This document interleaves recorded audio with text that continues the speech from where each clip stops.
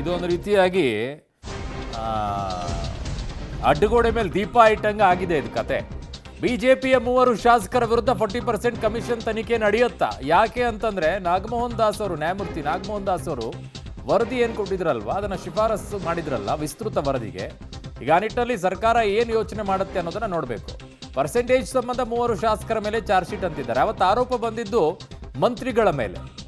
ಮಾಜಿ ಶಾಸಕರು ಉಪಾಲಿ ನಾಯಕ್ ಅಂತೆ, ಅವರ ಪುತ್ರ ಇನ್ನೊಬ್ಬರು 40% ಆರೋಪವನ್ನು ತಳ್ಳಿ ಹಾಕುವ ಹಂಗಿಲ್ವಂತೆ. ಆದರೆ ಅದಕ್ಕೆ ದಾಖಲೆಗಳಿಲ್ವಂತೆ. ಅದನ್ನು ಸಾಬೀತು ಮಾಡೋಕ್ಕೆ ಯಾರು ಗುತ್ತಿಗೆದಾರರ ಸಂಘಕ್ಕೆ ಆಗಿಲ್ವಂತೆ. ಇನ್ನೇನು ಹಾಗಿದ್ದಾಗ ಕಾಂಗ್ರೆಸ್ ಸರ್ಕಾರ 40% ಅಂತ ಎಲ್ಲ ಕಡೆ ಹಚ್ಕೊಂಡು ಓಡಾಡಿದ್ದು ಸುಳ್ಳು, ಯಾಮಾರಿಸುವಂಥ ಕೆಲಸ ಇರಬಹುದು. ವಿಸ್ತೃತ ತನಿಖೆಯನ್ನು ಮಾಡಬೇಕು ಅಂತಿದ್ದಾರೆ. ಅಲ್ಲಿ ಯಾವ ದಾಖಲೆಗಳೂ ಇಲ್ಲ ಅಂತಂದರೆ ವಿಸ್ತೃತ ತನಿಖೆ ಹೆಂಗೆ ಮಾಡ್ತೀರಾ? ಹೇಳಿದ್ದು ಅದನ್ನೇ, ದಾಖಲೆಗಳಿಲ್ವಂತೆ, ಸಾಬೀತು ಮಾಡೋಕ್ಕೆ ಅವ್ರ ಹತ್ರ ಸಾಕ್ಷಿಗಳಿಲ್ಲಂತೆ. ಇನ್ನು ವಿಸ್ತೃತ ತನಿಖೆಯನ್ನು ಏನು ಮಾಡಿಸ್ತೀರಾ? ಅದರಲ್ಲಿ ದಾಖಲೆಗಳು ಸಾಕ್ಷಿಗಳೇ ಇಲ್ಲ ಅಂದರೆ ಈ ಗೌರ್ಮೆಂಟದ ವಿಚಾರದಲ್ಲಿ ಯಾಕೆ ತನಿಖೆ ನಡೀಲಿಲ್ಲ? 60% ಆರೋಪ ಬಂದಿತ್ತಲ್ಲ, ಅದ್ಯಾಕೆ ತನಿಖೆ ನಡೀಲಿಲ್ಲ? ಆಗಿಂದು ಮಾತ್ರ ತನಿಖೆ ನಡಿಬೇಕಾ? ಈ ಸತ್ಯ ಏನು ಗೊತ್ತಾ, ಪರ್ಸೆಂಟೇಜ್ ಇಲ್ಲದೆ ಯಾವನು ಕೆಲಸನೂ ಮಾಡಲ್ಲ ಗೌರ್ಮೆಂಟಲ್ಲಿ.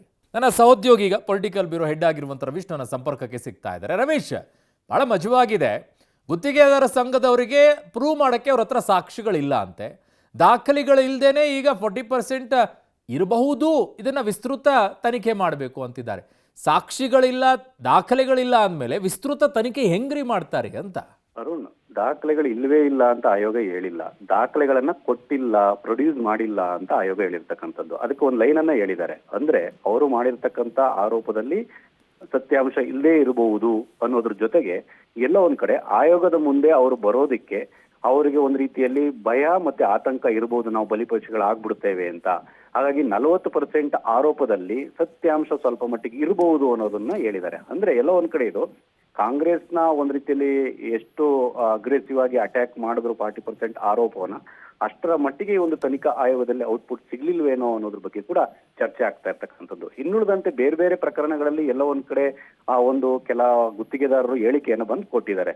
ಅದರಲ್ಲಿ ಒಂದು ಕೆಲ ಮಾಜಿ ಶಾಸಕರ ಮೇಲೂ ಕೂಡ ಒಂದ್ ರೀತಿಯಲ್ಲಿ ಆರೋಪಗಳನ್ನ ಮಾಡಿರ್ತಕ್ಕಂಥದ್ದು. ರೂಪಾಲಿ ನಾಯಕ್ ಆಗಿರ್ಬೋದು, ಮಾಜಿ ಶಾಸಕ ತಿಪ್ಪಾರೆಡ್ಡಿ ಆಗಿರ್ಬೋದು, ಇವ್ರ ಮೇಲೂ ಕೂಡ ಒಂದ್ ರೀತಿಯಲ್ಲಿ ಕಮಿಷನ್ ಅನ್ನ ಪಡೆದಿದ್ದಾರೆ. ಎಲ್ಲೋ ಒಂದ್ ಕಡೆಗೆ ರೂಪಾಲಿ ನಾಯಕ್ ಅವರ ವಿರುದ್ಧವೂ ಕೂಡ ಮಾಧವ ನಾಯಕ್ ಅಂತ ಗುತ್ತಿಗೆದಾರರು ಹೇಳಿದ್ದಾರೆ. ಅಂದ್ರೆ ನಾನು ಒಂದ್ ರೀತಿಯಲ್ಲಿ ಗುತ್ತಿಗೆದಾರನಾಗಿ ಕಾಂಟ್ರಾಕ್ಟ್ ನ ಪಡೆದ ಮೇಲೆ ಆ ಕೆಲಸವನ್ನು ಆರಂಭಿಸಬೇಕು, ಒಂದ್ ರೀತಿಯಲ್ಲಿ ಗುದ್ದಲಿ ಪೂಜೆ ಮಾಡಿಸ್ಬೇಕು ಅಂದ್ರೆ ಕಮಿಷನ್ ಅನ್ನ ನಾವು ಕೊಡಬೇಕಾಗಿತ್ತು ಅನ್ನೋ ಆರೋಪಗಳನ್ನು ಕೂಡ ಮಾಡಿದ್ದಾರೆ. ಹಾಗಾಗಿ ಇದರ ಮೇಲೆ ಎಲ್ಲ ಒಂದ್ ಕಡೆ ವಿಸ್ತೃತ ತನಿಖೆಯನ್ನ ನಡೆಸಬಹುದು ಅನ್ನೋ ಶಿಫಾರಸುಗಳನ್ನ ಮಾಡಿರ್ತಕ್ಕಂಥದ್ದು.